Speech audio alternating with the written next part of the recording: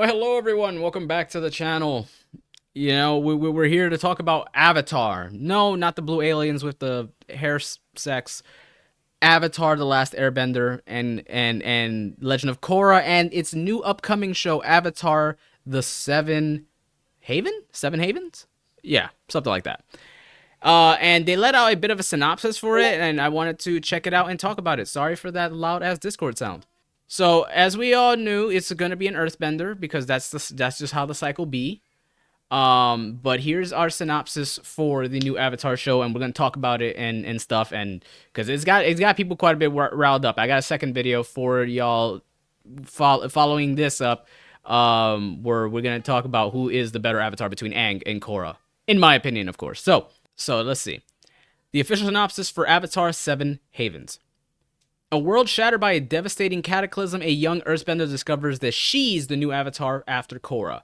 But in this dangerous era, that title marks her as humanity's destroyer, not its savior. Hunted by both human and spirit enemies, she and her long-lost twin must uncover their mysterious origins and save the Seven Havens before civilization's last strongholds collapse.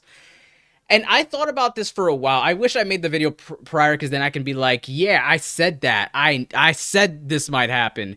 Because I had theorized that we might get a post-apocalyptic Avatar at some point.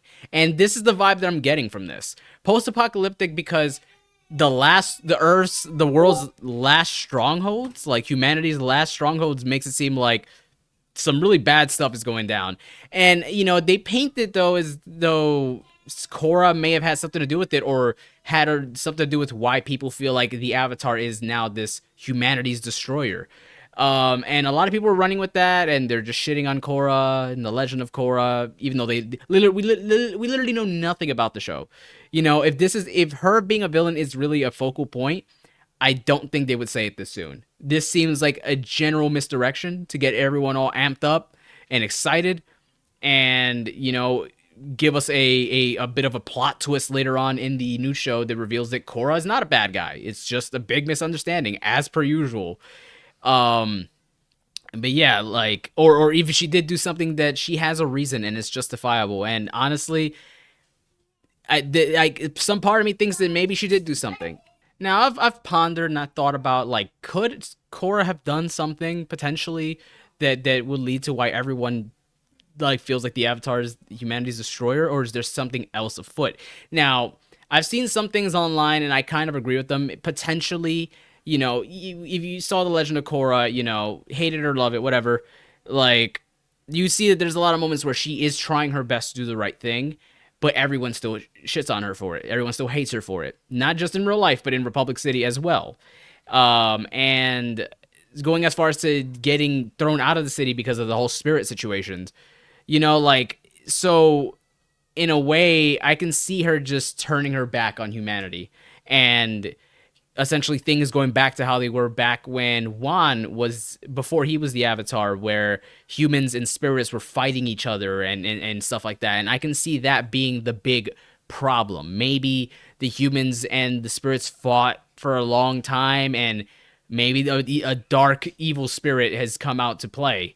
And he's been just destroying all of humanity, and yeah, who knows, man? Like, so much can really be happening, based on that little bit of information we got. So it's crazy that people just jump into conclusions like that. Another thing that could have happened, we did witness Unalaq and Vatu fuse, and then she defeated them. And who's to say somehow, some way, somebody wasn't reborn as the Dark Avatar? So I've even seen some theories that I'm even, like, partially agreeing with, but it does feel a little on the nose to some degree, that the twin situation is one of them is the regular Avatar and the other one is the reincarnation of the Dark Avatar. And that idea sounds amazing, and I wouldn't mind the Dark Avatar thing being explored some more, because I thought it was dope even in Legend of Korra. It was short lived, but I would love to see, like, a further push on that. Maybe something where it's like the new Avatar was born, so just like before with, like, how light can't exist without darkness, Vatu can't exist without Rava, and vice versa.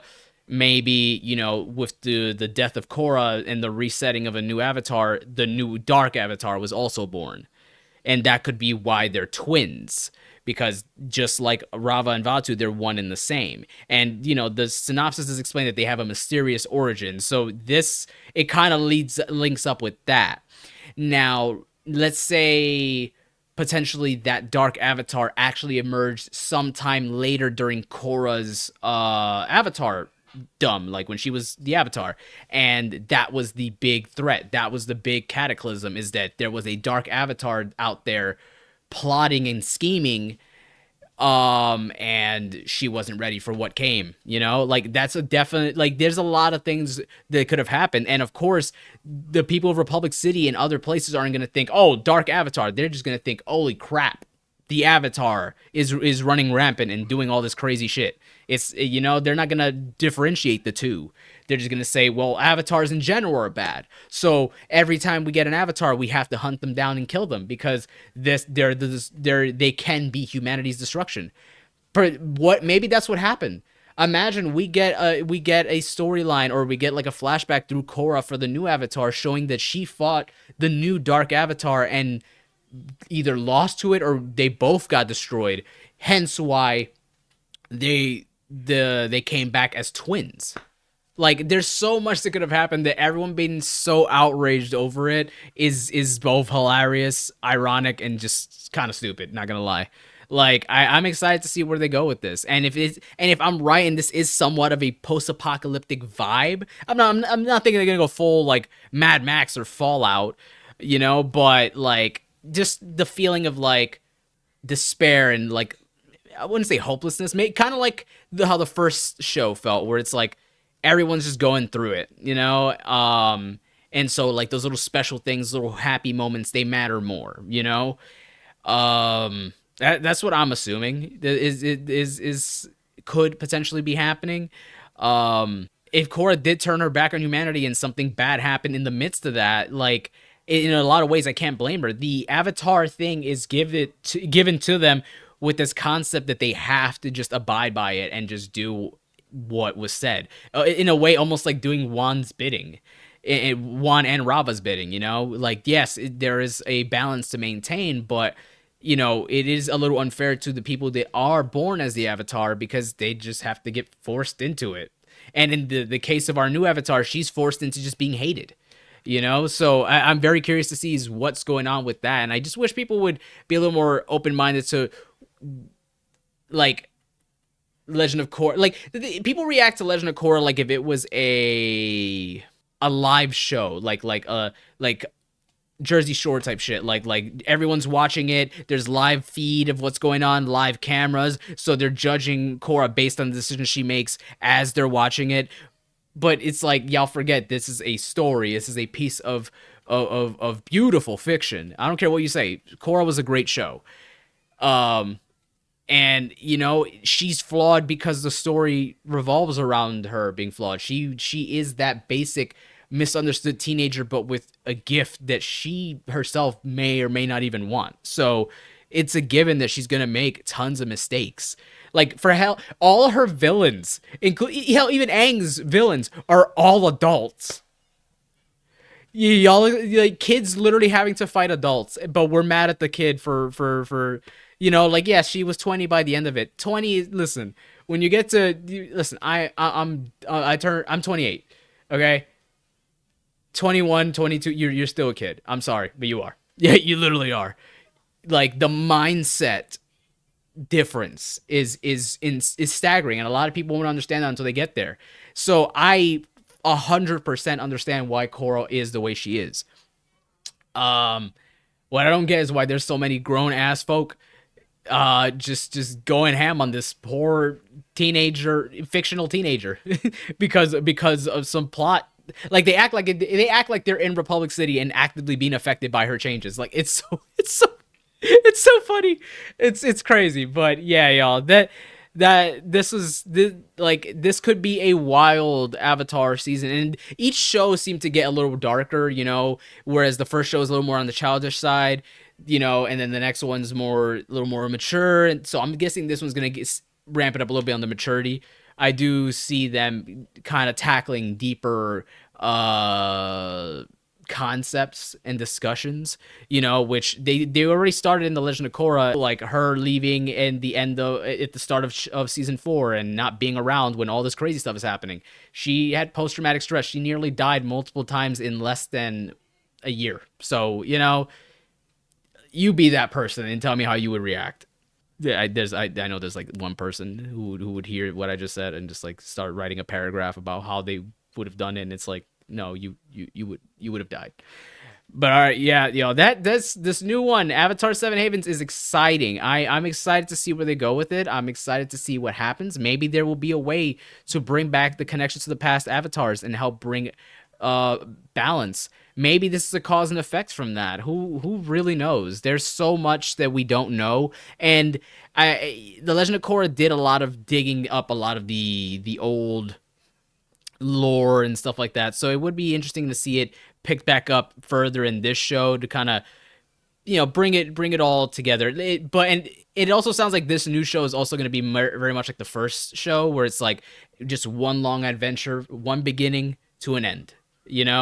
A beginning, middle, and end. Whereas like Korra had a beginning, middle, and end for each season, each one telling their own respective stories. I feel like the new show is going to go back to like how the first show was, which I don't mind. I think I like that the first show kind of drew the whole conflict up until the end. That could be why a lot of people don't like the Legend of Korra, because they feel like the fights just kind of is kind of one and done. But I feel like even with the short amount of time that they have for each season, they did a good job building it up. But that's just me.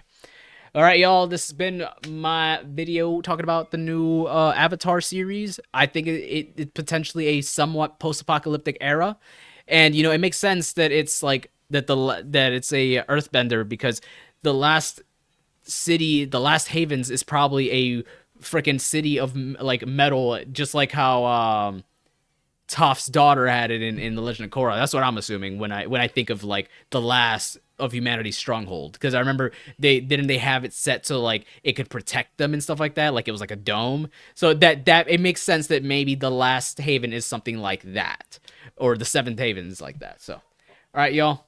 This has been me, my theories so far. I'm excited. I'm excited to see. I really do hope that there is this whole light and dark avatar thing, because it further pushes that whole balance of light and dark, and the idea that the avatar is meant to bring balance and good to the world, means that there has to be someone that wants evil. And I think that Vatu being freed at the end of season 2 is spells for a bigger storyline later down the line. So hopefully that's what we get in the next show. I hope we're all right about the twins, man. I hope we're right about the twins, one being the light avatar and the good avatar. And it doesn't even have to end in a fight. Maybe find the ways that they can coexist. This can really be something interesting. But I'm not gonna make too many big assumptions yet until we see it. But there's a lot of things that this can lead towards, and I'm excited to see where it all goes. All right, y'all. This has been my discussion on Avatar. Let me know what you think in the comments down below. And hit that like button if you enjoyed. Subscribe if you're new around here, and I'll see you all in the next ones. Peace out.